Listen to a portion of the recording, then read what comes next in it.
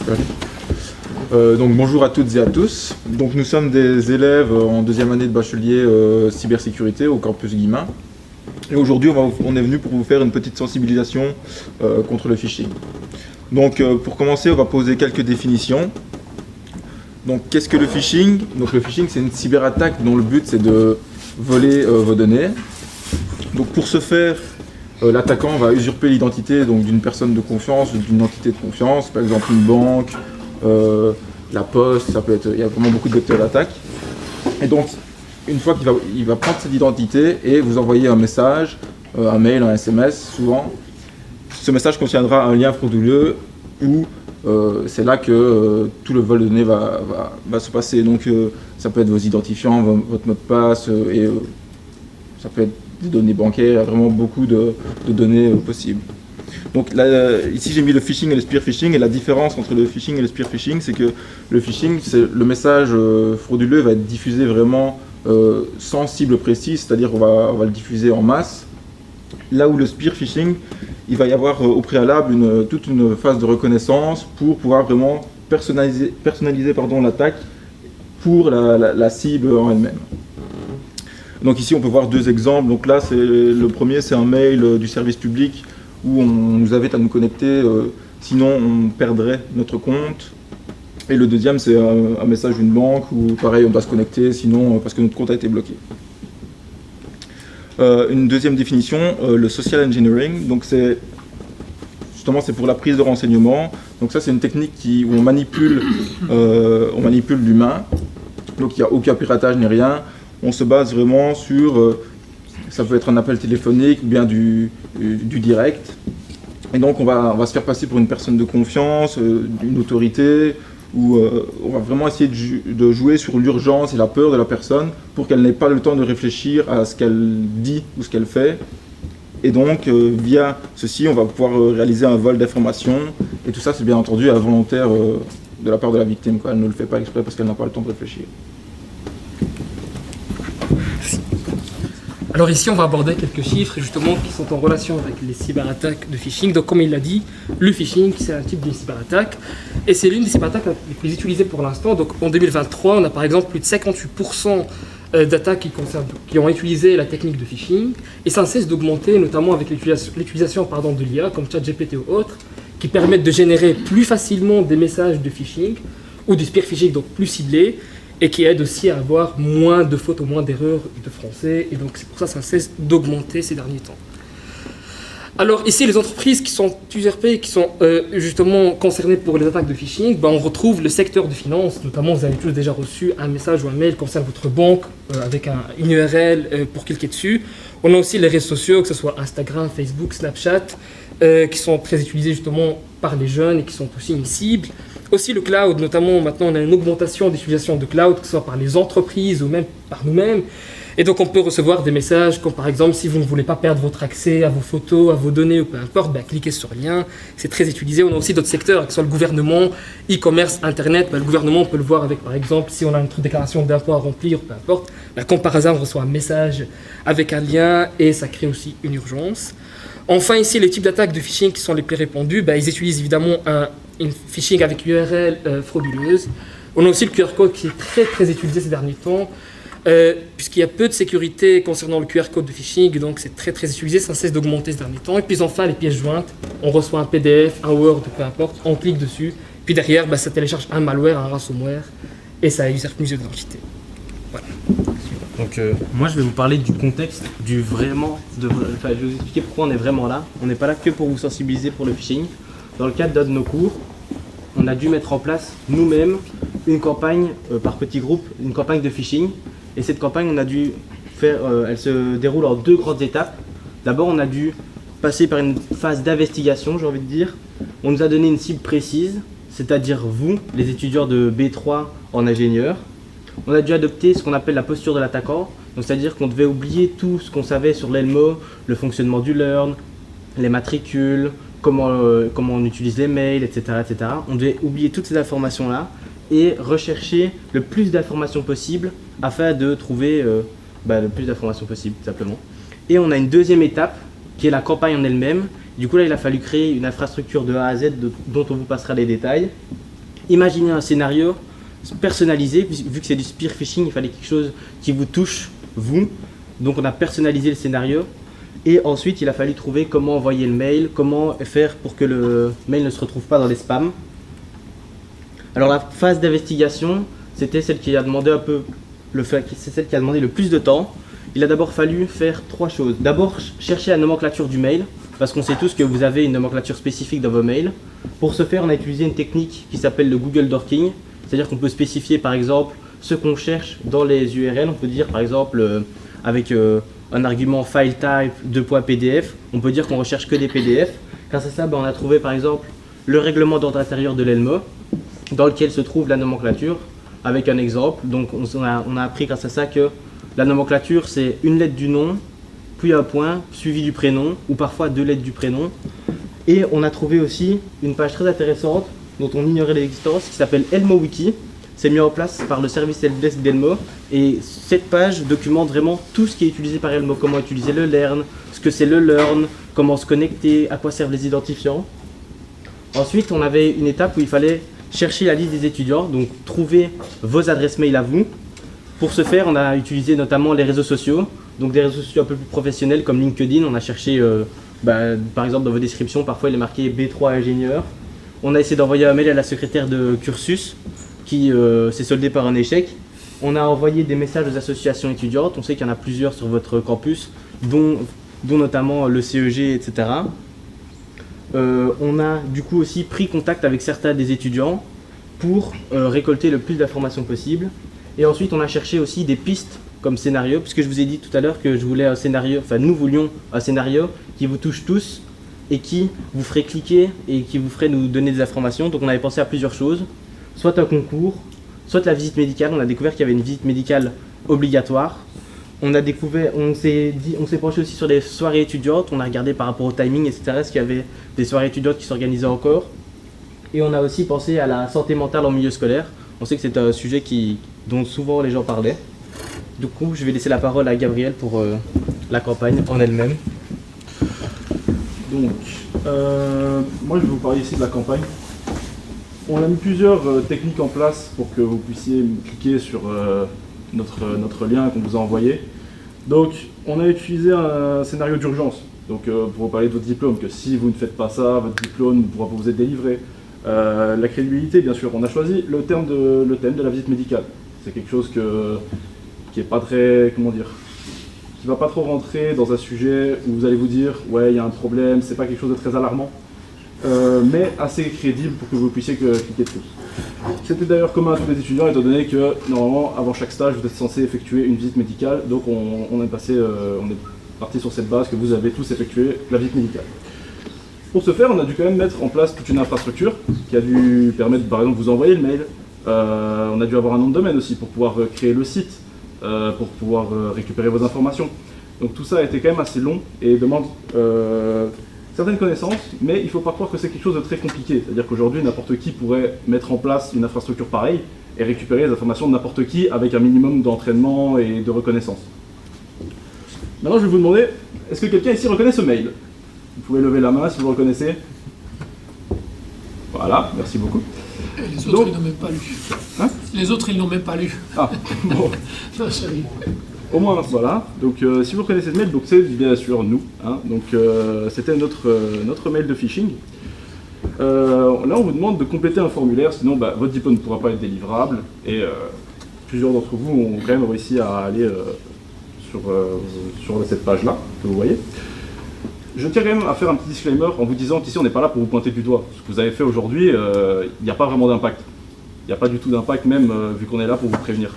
Cependant, surtout dans votre métier, vous êtes quand même des ingénieurs, vous aurez accès à certaines informations qui peuvent être très essentielles pour une boîte. Dans le cas où vous faites avoir, ça peut quand même avoir de très grosses conséquences. Voilà. Donc ici, ce qu'on avait, c'était donc une copie faite avec un logiciel gratuit et libre qui s'appelle HTT Track. De la page de login d'Elmo. À chaque fois que vous vous connectez, on avait donc une alerte sur Discord qui nous envoyait votre matricule, et pas votre mot de passe bien sûr, mais on aurait pu le récupérer, il faut vous dire ça. Donc voilà, d'ailleurs aussi, si vous avez fait attention, quand vous cliquez sur le lien, il y avait une petite page en bleu, pardon, où il faisait marquer HTT track. Donc ça aurait pu être un petit indice pour déchiffrer que c'était un phishing. Donc après voilà, ensuite on avait créé le formulaire que vous voyez ici pour améliorer notre crédibilité, qui ne servait pas vraiment à grand chose au final, c'était juste pour pour améliorer la crédibilité. Et donc maintenant j'ai mon collègue qui va vous présenter quelques chiffres qu'on a pu récolter. Donc à savoir que nous, on avait les 50 premiers étudiants, enfin les 50 premiers dans la liste, dans l'ordre alphabétique. Donc sur 50 mails envoyés, il y en a 32 qui sont connectés sur la fausse page d'identification d'Elmo, et 3 personnes qui étaient hors délai, qui nous ont envoyé un mail, donc on aurait pu pousser presque à 35. À savoir que sur la fausse page de connexion d'Elmo, il y a quand même eu un contrat qui a été signé avec nos enseignants, ils avaient accès à tout pour voir qu'on récoltait bien pas vos mots de passe, quoi. Et ça veut dire que si l'attaque était réelle, il y aurait quand même eu 32 personnes dont les comptes auraient été compromis, et potentiellement 35. Donc c'est un pourcentage assez énorme. Ouais. Au niveau des conséquences. En ce qui concerne les conséquences, ils peuvent avoir des impacts sur la victime ou l'entreprise. Par exemple, le vol de compte où vous mettez vos crédentials, donc nom d'utilisateur et mot de passe. Et à partir de là, on aura accès à vos comptes en ligne, donc peut-être des comptes mail, des comptes professionnels ou réseaux sociaux. Et avec cet accès, on peut voler vos données sensibles. Et on peut aussi, avec le mail, envoyer des autres mails de phishing pour contaminer encore, pour avoir probablement plus de victimes. L'usurpation d'identité, comme le nom, on peut récolter le nom, prénom, adresse, date de naissance, et on peut créer des faux comptes avec. Ces faux comptes, on peut les utiliser de manière malveillante, par exemple commettre des crimes, et que vous serez accusé à tort, alors que vous n'avez rien fait, car ils ont utilisé votre nom pour le faire. Perte d'argent, où là vous entrez vos informations bancaires et là ils auront accès à votre compte et ils pourront faire des virements frauduleux sans que vous le sachiez ou des transactions non autorisées comme des achats en ligne. Si une personne est négligente, elle peut facilement perdre des centaines ou des milliers d'euros. Et un ransomware, donc vous pouvez cliquer sur un lien qui va télécharger discrètement un ransomware. Et ce ransomware, il va chiffrer les fichiers, c'est-à-dire comme des photos ou vidéos. Donc c'est-à-dire que vous pouvez plus avoir accès à ces données. Et puis le ransomware va vous demander de payer une rançon pour débloquer ces données, mais il n'y a aucune garantie que la personne malveillante va débloquer ces données. Et elle peut aussi voler vos fichiers, et ça dépend aussi du type de ransomware. Alors ici, on va essayer de reprendre justement le mail que vous avez reçu et vous montrer ce qui aurait pu être, ce qu'on aurait pu remarquer, qui aurait pu mettre justement un doute sur le mail ici que vous avez reçu. Donc ici d'abord, il y a la phrase d'être prié de compléter une étape administrative complémentaire. La visite médicale, vous l'avez eu 1 an avant. Donc c'est quand même assez bizarre de recevoir cela 1 an après et de vous demander de faire quelque chose de plus. Ici, on vous demande de compléter le formulaire avant lundi 21 avril, alors qu'on l'a envoyé le mail donc le jeudi. On vous laisse peu de jours pour quelque chose de très important. C'est quelque chose qui ne se fait pas normalement, d'autant plus que lundi c'était un jour férié. Ici, on vous demande aussi de vous identifier vers la plateforme Delmo, alors que ça n'a rien à voir. La plateforme Delmo est le PSE donc de la visite médicale. Ici, si vous avez remarqué, dans le mail que vous avez reçu, c'était marqué en grand externe, entre crochets. Donc pourquoi vous deviez passer par la plateforme Delmo pour avoir accès à quelque chose qui concerne la visite médicale? Il n'y a aucun lien, aucune corrélation. Et ici, qui était marqué en gras, et ce qui aurait pu être vraiment très très suspect, c'est le fait qu'on vous dit que ça ne peut pas être accessible depuis le réseau de campus, que ça peut arriver. Donc c'est quand même bizarre que quelque chose qui concerne votre visite médicale et qui est normalement en relation avec Elmo, et que malgré ça, ça peut justement que ce ne soit pas accessible via le réseau d'Elmo. C'est quelque chose qui n'arrive pas, qui ne se fait pas normalement. Et puis ici, on crée évidemment une urgence, que ça concerne votre délivrance de votre diplôme. Mais encore une fois, on vous laisse peu de jours, peu de temps de réflexion, et donc on voulait vraiment avoir le plus vite possible vos données. Donc c'est tous ces détails qui peuvent normalement vous interpeller, qui doivent vous interpeller, et justement vous faire poser quelques questions. Et ici, si vous allez, donc prenez votre série, vous passez sur le lien ici formulaire, vous allez directement voir que on voit santéjeune.be, qui est en relation avec le SSO Delmo. C'est quelque chose qui ne doit pas arriver, qui n'arrive pas normalement, qui n'est pas normal. Le SSO Delmo n'a rien à voir avec le nom de domaine santéjeune qu'on a ici créé. Et d'autant plus que si vous cherchez sur internet santéjeune.be, vous allez voir une page générique qui n'a rien à voir avec le PSE. Et même normalement, si vous avez terminé votre formulaire pour ceux qui l'ont rempli, à la fin, vous arrivez sur le vrai site du PSE. Et donc là, si vous allez juste voir contact ou peu importe, vous allez voir qu'il n'y a aucunement santéjeune.be, qu'il y a clairement un autre domaine qui n'est pas en relation avec ça. Donc c'est vraiment des petits détails auxquels vous devez vraiment prêter attention, d'où le fait que le phishing, ça se joue vraiment dans le détail. Donc oui, c'est vraiment, comme mon collègue l'a dit, c'est vraiment l'ensemble des détails qui devraient vous alarmer. Et comme il vous l'a très bien spoil, en étant redirigé à la fin de votre formulaire sur la campagne du PSE, vous pouvez voir que là, il y a le numéro de téléphone qui est le même, mais l'adresse mail, c'est pas du tout la même. On vous redirige vers pse@7, enfin nous, dans le mail, on vous met dans le bas du mail pse@santéjeune.be, et dans le site qu'on vous renvoie dans nous contacter, il est marqué pse@a05.be. Ensuite, autre chose qui est un peu suspect, c'est le PSE, c'est la promotion sociale dans l'enseignement. Et il y a une responsable du service scolarité, alors que tout le PSE lui-même est lié à la scolarité, puisqu'il a pour but de promouvoir la santé au sein de l'école. Ensuite, j'ai une petite question pour vous. Est-ce que vous voyez une différence entre ce nom de domaine, donc le premier www.apple.be, et le suivant? Oui, c'est exactement ça. En fait, on utilise dans un des deux un alphabet cyrillique ou une autre lettre. Par exemple, on aurait pu utiliser le I majuscule au lieu du L. Donc des petits détails subtils pour justement vous avoir et usurper un faux nom de domaine. Donc là, par exemple, c'était dans ce cas-ci, concrètement, c'était l'URL d'Apple usurpé avec une lettre en cyrillique pour reprendre un nom de domaine qui ressemble identiquement si on ne prête pas attention. Et du coup, après, pouvoir déboucher sur une attaque de phishing. Il faut savoir que la plupart des cyberattaques commencent par du phishing. C'est un taux de 93%. Et du coup, ça débouche sur des plus grosses attaques comme des ransomware, etc. dont vous pouvez parfois entendre parler dans les journaux. Il y a aussi autre chose qui est important, c'est que c'est la plupart du temps l'humain qui commet le plus d'erreurs dans l'informatique.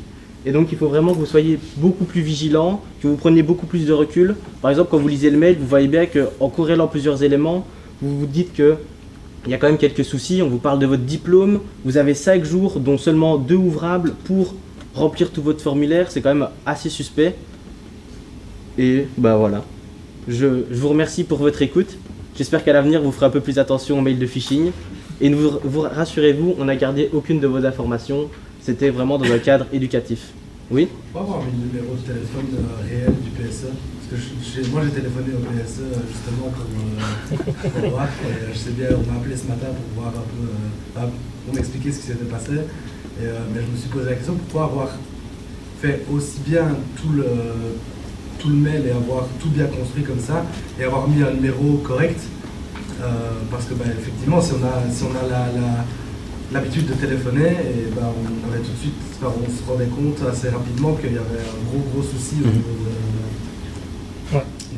C'est une très bonne question. En fait, on s'est tout simplement dit que la plupart des étudiants ne prendraient pas le temps de téléphoner et qu'ils enverraient un mail. D'ailleurs, c'est le cas. On a reçu, en plus des 3 mails en retard, on avait reçu un mail d'une personne qui nous a dit si j'ai déjà passé la visite médicale, est-ce que je dois remplir le formulaire quand même? Du coup, on s'est dit que les étudiants passeraient tout simplement pas par le téléphone. Et si on devait mettre un numéro de téléphone, autant mettre le vrai plutôt que le nôtre où on n'aurait sûrement pas répondu. D'accord. Ou répondu avec notre façon de parler normale. Oui? Moi j'ai une question pour l'ensemble. Donc là vous venez nous exposer un problème qui est le phishing. Maintenant si on clique sur un lien qu'on n'a pas fait attention, c'est quoi la manière la plus correcte de se protéger entre guillemets? Donc de résoudre justement le problème et de pas que l'attaquant aille accès à tout le compte, etc. Tu parles dans un cadre où alors tu as juste cliqué ou alors tu as entré des informations? Juste cliquer. Juste cliquer, les infos que tu donnes comme ça sont très limitées, c'est-à-dire que tu vas juste donner une adresse IP qui va peut-être pouvoir juste remonter jusqu'à toi, mais à partir du moment où tu ne donnes pas tes informations, tu es quand même beaucoup plus protégé. Il y a moyen donc, de récupérer des informations juste en cliquant sur un lien, mais c'est très très rare. Il faut peut-être exploiter des failles qu'on appelle des failles 0D qui n'ont pas encore été découvertes par personne, et donc c'est quand même assez rare. Dans la plupart des cas, tant que tu ne rentres pas tes informations, tu es un minimum protégé. Et dans le cas où j'ai rentré ne serait-ce qu'un formulaire comme ça, Dans le cas où tu as mis ton mot de passe, etc., bah là, il n'y a pas vraiment de surprise. Il faut que tu changes tout directement parce que là, ça veut dire que quelqu'un a ton compte. Surtout dans le cadre du SSE d'Almo, il n'y a pas de double authentification, il n'y a pas de vérification par mail, etc. Dès qu'à partir du moment où tu as rentré ton matricule et ton mot de passe, l'attaquant a accès. Donc là, il faut tout changer. Il faut se déconnecter en fait à toutes les sessions possibles. Et surtout, une chose qui est vraiment très importante, c'est qu'il ne faut pas avoir peur de parler et d'expliquer qu'on a fait une bêtise. Parce qu'en fait, les 3/4 du temps, qu'est-ce qui se passe, c'est qu'on a fait une bêtise, on est tellement gêné d'avoir fait une bêtise qu'on se tait et qu'on ne dit pas qu'on a fait quelque chose. J'ai tort? Non. Non, vous avez raison. Et donc, comme on ne dit pas qu'on a fait quelque chose, bah, le problème reste et on donne la possibilité au virus de se répandre ou aux malfaisants d'avoir accès à plus d'informations. Ouais. Donc, je parle vraiment ici des cas en entreprise notamment, pas que quand vous êtes chez vous avec votre PC, quoi, etc. Mais en entreprise, c'est clair qu'il y a souvent des données vraiment importantes. Dans ces cas-là, il faut aller tout de suite voir le service IT qui va gérer la problématique. Quoi. Mais on a souvent peur de se dire, j'ai fait con, je vais avoir l'air d'un con, et ils vont en vouloir, etc. Mais non, si on sait, on donne encore plus de chance aux personnes de prendre. Puis aussi, il faut s'en rendre compte que c'est du phishing. Des fois, on peut rentrer nos informations et puis on ne sait toujours pas que c'était du phishing en fait. Et on s'en rend compte quand l'attaque se produit, quoi. Donc là, c'est déjà un peu tard, mais voilà, il faut faire tout. Donc bien rechanger le mot de passe, communiquer avec les services prévus pour et essayer de diminuer l'impact. Mais de fait, celui qui a téléphoné au PSE, tout est en train de remonter à nos directeurs. Ah ouais? Oui, ils sont au téléphone avec le PSE et ils leur expliquer la situation. On a beau prévoir. Alors, cette campagne, elle se fait chaque année sur les publicibles de Super. Donc, l'année dernière, elle n'était pas publicible. L'année prochaine, elle se fera certainement sur un autre publicible. Si vous voulez garder tout ce que vous venez de dire pour vous et ne pas en parler au cas où les B2 qui montent en B3 seraient ciblés l'année prochaine, on ne sait pas encore. C'est une question qu'on se pose lorsque le cadre 2 arrive, donc ça ne pose pas vraiment un problème. Par contre, chaque année, il prévoit, ça fait plusieurs années qu'on fait maintenant, il prévoit tout. L'année dernière, les étudiants ont pu s'occuper des informations du service communication d'Elmo, et évidemment, le service communication d'Elmo ne savait pas des choses, et donc ils ont été surpris qu'on signe à leur place, etc., et donc ils étaient pas contents. Enfin voilà, et donc chaque année, M. Bartous, qui est le directeur et qui gère aussi ce cours-là, essaye de prévoir tous les cas possibles, mais les étudiants ont de plus en plus d'imagination, et donc ils créent des scénarios de plus en plus idéal. Et donc, c'est clair qu'ici, ton petit coup de téléphone, sûrement que ça doit être le tien, a provoqué une réaction en chaîne qui va jusqu'à... parce qu'en plus, la personne en question au PSE est sensibilisée à la problématique parce qu'elle a déjà été hameçonnée. Elle a déjà vécu ça. Et donc, comme elle est sensible à ça, elle peut protéger l'entreprise. Donc voilà. Maintenant, ça, On a failli avoir la police, quoi. Ça se résoudra, c'est un exercice. La direction prend sa responsabilité par rapport à l'exercice. Mais voilà, ils ont fait quelque chose et vous avez vu le nombre de personnes qui ont adhéré sur 50, c'est énorme. Ouais. Il faut dire que d'habitude, Ça ne marche pas c'est comme ça. 5 à 10%. Là, on a 60%. D'autres sections, moins de pourcent, mais voilà, vous avez. Ils ont trouvé le truc qui vous parlait, qui vous a intéressé, pour lesquels vous avez une sensibilité. Vous jouez sur toutes les cordes sensibles et toutes mises en même temps dans un corps dans le corps. Donc voilà. Oui. Plus fort. Chut. Attends, à la fois. Si en sauvant un mot de passe, vous se reconnecter à chaque fois sur un PC par exemple, est-ce que ça a une conséquence? Ça dépend sur quoi tu le sauvegardes. Par exemple, si tu le sauvegardes sur ton navigateur, c'est beaucoup moins sécurisé que si tu utilises un logiciel spécifique pour sauvegarder tes mots de passe. Oui. Parce que je me dis que en sauvant un mot de passe, si on m'envoie un site à peu près à ce que j'ai l'habitude de me connecter, est-ce que le site va reconnaître mon mot de passe Non, pas du tout. C'est pas comme ça que ça fonctionne. Normalement, quand par exemple tu saves ton mot de passe via Google ou via un logiciel spécifique, il va reconnaître du coup le lien. Et vu que souvent ça ne peut pas être, c'est impossible que ce soit le même lien, il va pas te proposer ton mot de passe puisque du coup il ne reconnaîtra pas le lien. Ça peut même aider justement. Oui, ça peut même t'aider. Et le mieux, c'est quand même d'utiliser des gestionnaires de mots de passe et pas d'enregistrer vos mots de passe directement sur le navigateur Chrome ou Firefox, peu importe. Donc, utilisez des gestionnaires de mots de passe qui sont gratuits d'ailleurs et qui sont vraiment très bien, comme Bitwarden ou autres. Et là, vous pouvez sauvegarder vos mots de passe. Et dès que justement il y a une URL frauduleuse, normalement, ça ne va pas vous mettre le mot de passe. Donc, ça peut justement vous interpeller, vous poser des questions. Comment le logiciel? Bitwarden. B-I-T-W-A. Il y en a d'autres, mais c'est un qui est gratuit, qui fonctionne très bien. Il y a sur iOS, Android, PC. Il y avait des questions. Hein. Ouais. Ah oui. Si le site est HTTPS, c'est sécurisé. Pas dans notre cas. En fait, le problème c'est que nous, si tu veux, les communications que tu fais avec le site sont sécurisées. Donc c'est-à-dire quand tu vas cliquer, on va pas pouvoir se faire ce que tu as fait quand tu as cliqué. Cependant, si toi tu entres quelque chose, donc tu vas rentrer ton matricule dans notre cas, tu entres une chaîne de caractères, donc par exemple ton matricule, je connais pas ton matricule parce que voilà, mais une fois que tu appuies sur du coup ce login, nous dans le code du site, si tu veux, on a une fonction qui donc nous envoie la chaîne de caractères que tu as entrée. C'est pas une communication qui a été faite entre ta machine et le serveur, c'est toi qui as entré directement ton matricule sur le site. Et donc là, nous on a pu le voir à ce niveau-là. Et donc oui, c'est pas parce que tu vois HTTPS que c'est sécurisé, enfin que c'est un site fiable, en quelque En sorte. fait, la communication avec le site est sécurisée, donc c'est-à-dire que s'il y a un attaquant qui intercepte la communication, il ne pourra rien voir parce que c'est crypté, mais le site derrière, il est frauduleux, donc celui qui a le contrôle du site, il a quand même accès à tout, quoi. Sachant qu'aujourd'hui, n'importe qui peut obtenir un site en HTTPS en 2 clics. Et gratuitement. En 2 clics et gratuit très simplement.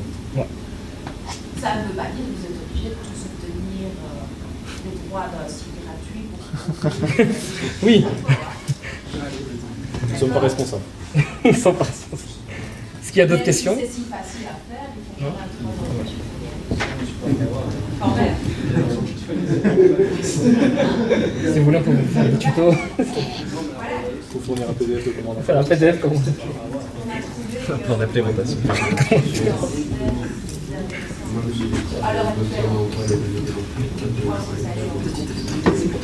Ok. Merci pour votre intervention. On les applaudit. Bravo les gars. Merci.